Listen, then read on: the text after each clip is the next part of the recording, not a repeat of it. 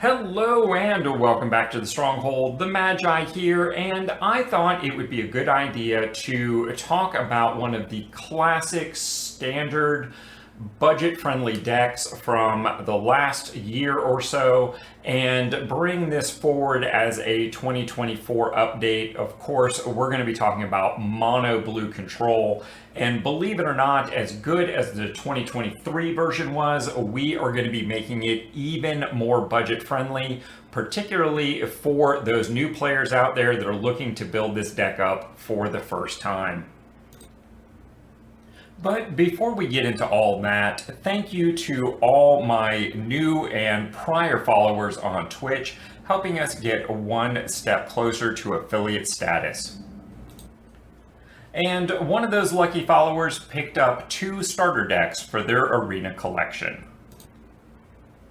My next big project here at the Stronghold is going to be to launch a Discord server featuring all sorts of chat channels about deck brewing, meta formats, helping you find a pairing for your own game, as well as channels to simply be social, find help, streaming, and special content. But to make this happen, I'm going to need the help of at least 10 people to step up and make a pledge of $1 or more per month over on Patreon. And hey, for only $1 a month, it's a lot of value, so make sure you're checking it out. And there's even a lot of content there that isn't released anywhere else, even for people who are not supporting on Patreon. Now, what were we talking about? Oh yeah, right.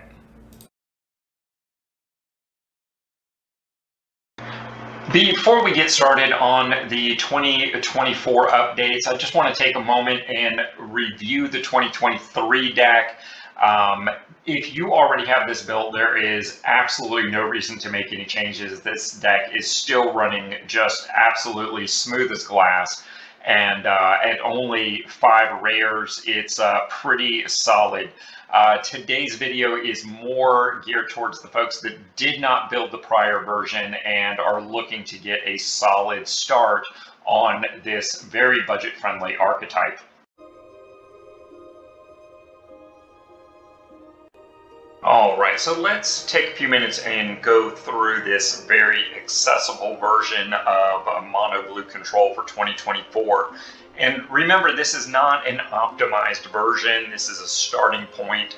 As we test throughout the year and find what works and what doesn't, we will continue to upgrade the deck. The first suite here is kind of a tempo and disruption sort of thing. Starting out with Rona's Vortex. This is from your new player experience. Lets you bounce a creature. Shore Up allows you to protect your creature package. This also from your new player experience.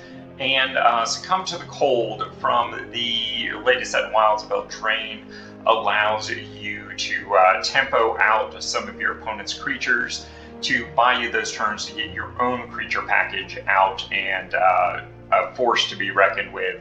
From there, we have the counter package, and this is a bit of a hodgepodge because, again, we're trying to make this very accessible. Things from your new player experience, things from Jump In, and things from the new Wild Spell Drain set. So we're starting with 1 copy of Spell Pierce. This is probably a potential wild card for most people, but I do think it is a very good investment. This is something you will continue to play in mono blue for a long time. Assimilated Essence allows you to counter, and if they are able to pay, you get to incubate. Essence Scatter is a creature counter. Make Disappear is a fairly classic pay 2 or get countered. And this deck actually runs a wider creature base, so being able to use the casualty on this might be worthwhile. Again, for a lot of folks, this might be a wild card, but for a common, this one is really, really strong. Negate is in here as a non-creature counter that just says no. There's no condition on that whatsoever. Spell Stutter, counter target spell unless its controller pays 2, plus an additional 1 for each fairy you control. we do have some fairies in the package here. And Arati Scorn mostly in here for budgetary concessions. I believe this was part of the jump-in packages. You can counter target spell, and it can get cheaper depending. For card draw, we've got 2 Eyes of Gitaxis from your new player experience. We've got 4 Quick Study from the new Wilds of Eldraine set. And we've got 2 copies of Meeting of the Minds with the Convoke functionality. This might end up being a card that we cut. It's certainly replaceable, as is Eyes of Gitaxis if you get better card draw options, but card draw is really, really critical for this. This has a very different creature package than what we're used to seeing in last year's mono blue control. That deck basically just ran Tolarian Terrors and Haughty Djinns, 4 of each.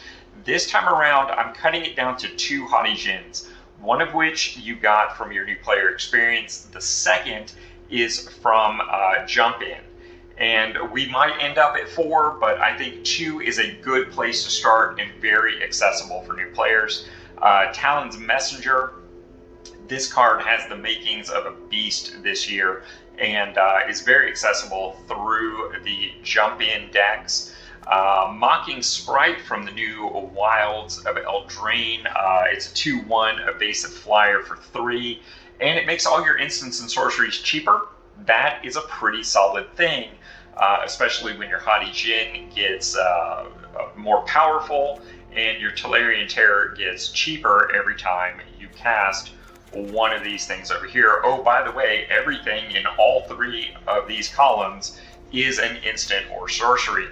Of course, we've got Chrome Host Seed Shark. This is another case of 1 from your new player experience starter set, and the other is very accessible from Jump In. A 2/4 blocks up the field. Flying makes it evasive. 3 mana is a pretty good rate, and whenever you cast a non-creature spell, i.e. everything in these first 3 columns, you get to incubate X, where X was the casting cost of the spell. So things like Meeting of the Minds, even if you convoke it, you're still getting a 4/4 incubate token. And last but not least, from the jump-in packets and the new Wilds of Eldraine set, I want to do some testing with Pick Lock Prankster, mostly because of the mill effect and returning a card from your graveyard to your hand. Pretty substantial possibility. It can also do the same thing with fairies, and of course the Mocking Sprite and the Talion's Messenger, all potential targets there. So not a bad deck. I think it's going to be a very good build again for mono blue control. We just need to do some testing with it and see exactly how it plays out. The rares on this, I mean, there's almost no reason to have to use a rare wild card on this if you got lucky with your jump-in stuff. Otherwise, I think we're looking at maybe 3 rare wild cards, and all of this stuff can be kind of fine-tuned to exactly what you have in your deck. Remember, this is a starting point, not a optimized deck, so don't feel like you need to go craft any of these cards to fill it out. All in all, 22 lands, pretty solid. There are some rare lands from the last couple of years that are worth consideration, and we will no doubt test those, as well as cards that are specifically very good in the mirror match, because you will see a lot of mirror match running mono blue. And of course, we are going to be testing this deck throughout 2024. And you can contribute to that by commenting your results with this list or a similar build down below. Because, hey, we're stronger together. And before we go, I want to take just a moment to thank all of my patrons and remind the community, when we hit just 10 patrons at any level, we will be rolling out Discord for the entire community, not just paid patrons. So if you have the means or mind to do so, consider supporting our community as it continues to grow. And of course, supporting the community by liking, commenting, subscribing, or sharing our videos is always appreciated.